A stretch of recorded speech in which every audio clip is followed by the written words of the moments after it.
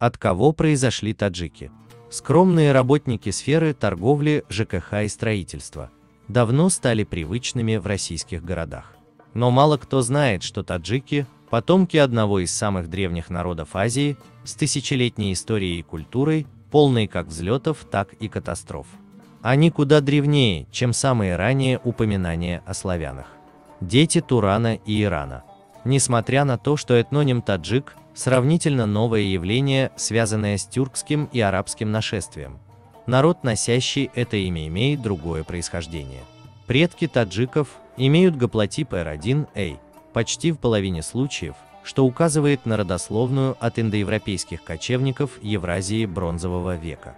Кочевые культуры индоевропейцев – Ямная, Андроновская, Тагарская – занимали юг Сибири, приручили лошадь, освоили скотоводство, научились плавить бронзу и изготавливать оружие из нее.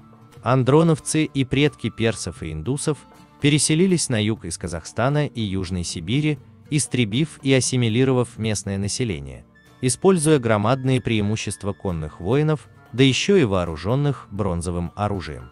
Будущие таджики стали древними персами и туранцами, проживая на территориях державы сасанидов, ахеменидов, Бактрии и царств эфталитов и кушан. Их происхождение от индоевропейцев юга России до сих пор выдает очень широкое лицо с тонким прямым носом и резкими чертами, рослость и высокий процент светлых волос и глаз. Собственно, таджиков по этой линии можно считать двоюродными братьями славян и балтов.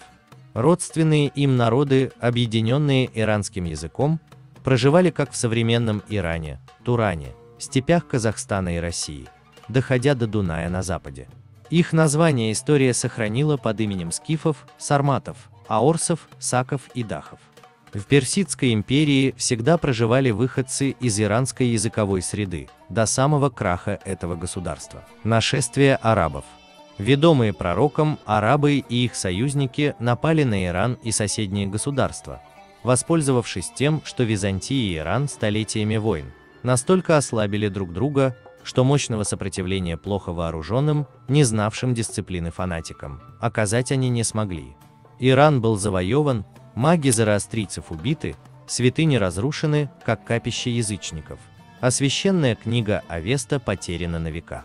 Здесь мы впервые встречаем название таджик, которым именовались как арабы, жившие на границе Ирана, так и местные жители, которые перешли к мусульманам, приняв их веру и джихад. В дальнейшем уже тюрки стали именовать бывших персов таджиками, чтобы отделить их от тюрок и арабов со значением мусульманин. Но на века уже закрепилось соответствие. Таджик – житель Персии, исповедующий ислам. Монгольское нашествие. Процветающий Хорезм, восставший из пепла Персии, стал самым мощным и развитым государством домонгольской Азии. Его минареты устремлялись ввысь, ученые славились по всему миру, а неприступные каменные цитадели еще никто не смог взять.